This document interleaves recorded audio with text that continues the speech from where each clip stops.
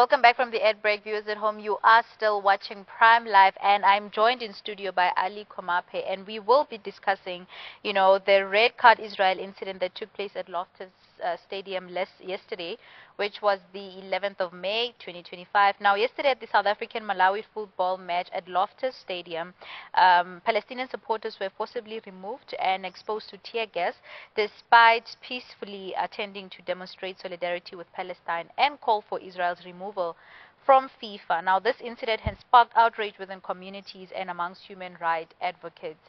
And Ali Komape is here to just give us clarity and just to talk more on the issue. Thank you so much. Assalamu alaikum for joining us. Walaikum salam, and thank you for having us. Jazakallah so much. Can you please provide more details about what transpired? Because there's so many stories going around, and it would be great to have you clarify that. Thanks for the opportunity. Firstly, I think for your audience and the broader audience in South Africa, there must be an understanding that this was not a protest. We are Africa for Palestine. We have organized hundreds of protests in this country. I mean, I think the largest protest post-apartheid in Cape Town in 2014 was us. So we know how to organize a protest. We organize protests all the time. This was not a protest. We organized ourselves as a group of soccer supporters to go to Loftus Festival. Number one, to support South Africa that was playing against Malawi. We are patrons. We support our team. So people came in with their families, with their young ones, the elderly were there. In addition to that, we wanted to send a message to FIFA that Israel must get a red card from FIFA, must be expelled from FIFA, because it violates everything that FIFA stands for. It violates the statute of FIFA, namely discrimination and human rights violations. And we feel that at the soccer game or at a soccer match, this is a correct platform to kind of voice that message. This is not different. This is not a unique situation. It's not an isolated situation. It happens everywhere in the world. It happens in Europe, in soccer, big countries like Scotland, Celtic Glasgows, they are very popular, the fan base there for advocating for Palestinian rights. It happens now in PSG. PSG, I think, is going to the UEFA Champions League final. Their supporters called the PSG Ultras. In this phase of their tournament, we had Free Palestine banners. Talk about your North African countries, Esperance in Tunisia, Al Ali in Egypt. And so you have all these fan bases in countries that go to the stadium to have a particular message in that they want to send. It's no different to South Africa. We went to the stadium very peaceful. We just organized ourselves properly. We wore shirts, which is not a crime in this country. I can give you another example. If a local team is playing against a team in the PSL, if I'm a business owner, I can buy tickets for my school to go there and watch. It's not a crime. People organize themselves all the time to go watch games. In fact, I'm a member of the Kaizer Chiefs branch where I live. We organize ourselves, we go to the stadium and watch a game. It's not a crime. We went there, organized ourselves, wore matching t-shirts to go watch the game. Very peaceful. That was what we were doing. It was not a protest. It was not a demonstration. It was not a picket. We did not have a memorandum of demands. We just went to watch South Africa play against Malawi, and we had a message that we wanted to send. And thank you so much for clarifying that. And just to, if I'm hearing you correctly, because obviously people were forcibly removed, and tear gas was obviously involved in this whole thing. What sparked that? Because if you're saying that you were, peacefully there supporting the match and all of that, what gave the security guards, or I don't know who was forcibly removing people from the stadium, what made them react to seeing you guys as danger or protesting? So the series of events does not make sense even to us. We entered the stadium. The police are there to do crowd control and protection and bomb threats, whatever they do for the authorities. And they saw us coming in. We greeted them. Whenever we go, by the way, we are very nice to our authorities. I mean, wherever we see police, we feel protected. Don't be petty crime. Don't snatch our phones. It's nice. When you see police, you greet them. Funny enough, some of the police officers there were saying, hey, where do you get these t-shirts? After the game, can you get me one? Because police officers are our brothers. Yes. They are our uncles. They are our sisters. These are people in communities. In fact, if you were to ask them ordinarily what's your stance on Palestine, they'll tell you, screw Israel, free Palestine. These are people. So we went there, we were fine. We didn't provoke anybody. We put our banners in. We sat there. We were singing. I mean, it's a stadium. Young people say it's a vibe. It was a vibe. We were dancing. We were winning, for goodness sake. South Africa was winning. We were dancing. We were happy. Kids were dancing. People were selling popcorn on the stands. Look, it was a vibe, really. It was nice. Now the second half starts. Before the second half starts, there's a fellow who comes. And he says, look, I'm going to take away your banners. We don't appreciate the political message. And we say, okay, that's fine. Don't take a banner.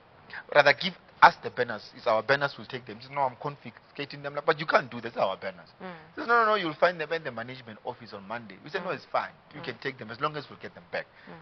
Banners are money. It's not free. And then he takes the banners, right? Then he disappears for a moment or so. He comes back. When he comes back with a contingent of police in riot gear. I'm like, what's going on here now? Then they start doing these riot formations. You see, when they start with riot, they full gear, pepper sprays, and I'm like, what's going on here? We could see something is brewing. Then one of them comes and says, guys, you have to leave. No, if you want us out of your establishment, we will leave. No problem. As we are planning to leave, they say, also, we want you to take off your T-shirts. Ordinarily, people had objections. Why you want my T-shirt? There's nothing wrong with my T-shirt. Did nothing to you. You can't take it. Then they forcibly say you have to take it off. Understandably, others don't have anything underneath their T-shirts. Imagine being half naked in a stadium full of people. They say, but you can't do this. Then they start being violent. They start shoving and pushing people, and it becomes very violent. I think what sparked the violence to be further is there was an elderly man. Understand, this is a stadium. People came with their families to come watch Bafana play. It's a very recreational space. There were minors there as young as 4 years old, and there was an elderly man who was sitting at the back. So the police came from the back. He was sitting at the back. They pepper sprayed him in the eyes and in the mouth. He was coughing. He could hardly breathe, and he could hardly see. He was weeping. In one of the videos on social media, he was weeping, wailing, an old man. And people who were there said, but guys, you can't do this. And we said, we are leaving. Let us leave peacefully. We are not violent. We didn't provoke anyone. We didn't infringe on anyone's rights as far as we're concerned. We went to the stadium to watch the soccer game. That's it. Let us live in peace the way we came in. They didn't listen. In return, they assaulted those who raised objections. They pepper sprayed those who raised objections, including myself. They assaulted them. One was in cuffs, was pinned down. He left the stadium in cuffs. They became very violent. They were hurling insults towards us, some that are unsavory for a television show. And it was quite a volatile space. We have no understanding why is this happening. We don't think there's any other reason why it would happen. Why allow us in the stadium in the first place? Why allow the first half to continue? Clearly, we were peaceful. We were doing nothing to anybody. And at the first instance, we understood this. We do not like your messaging. It's fine. We are going to take you to account after the fact. This is discrimination.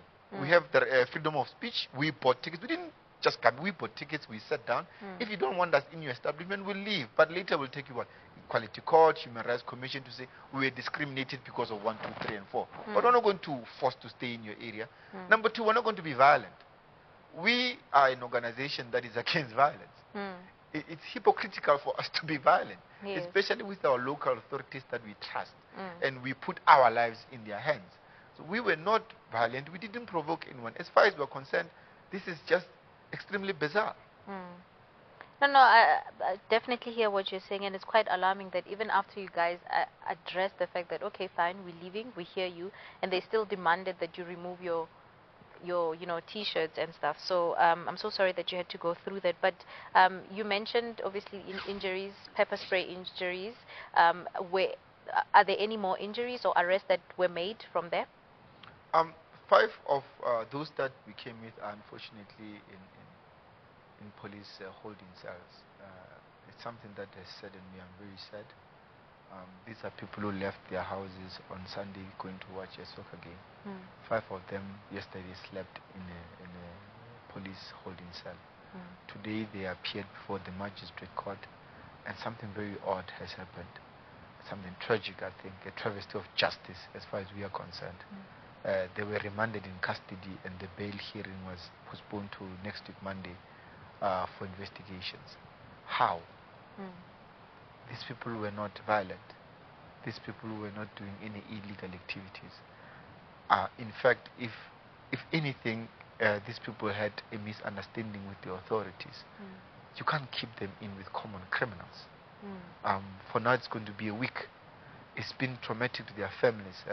One of them is Sharia, who is working with us. His children are crying, where is dad? Well, he's done absolutely nothing. He went to a soccer game, for crying out loud. But he's in a jail cell, and he's going to be in a jail cell for the next coming 7 days. It's traumatic. We simply can't believe it. In my experience, in my years being an activist in the Palestine solidarity movement, I've never seen something like this. We've had many protests.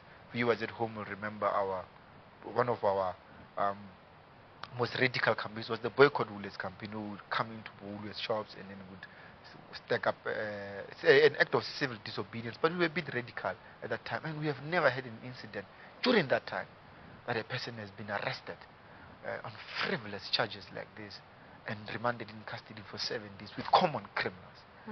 It's frustrating, it's infuriating that our justice system does this. I can't even say activists. These are normal, just ordinary people who came to watch a soccer game.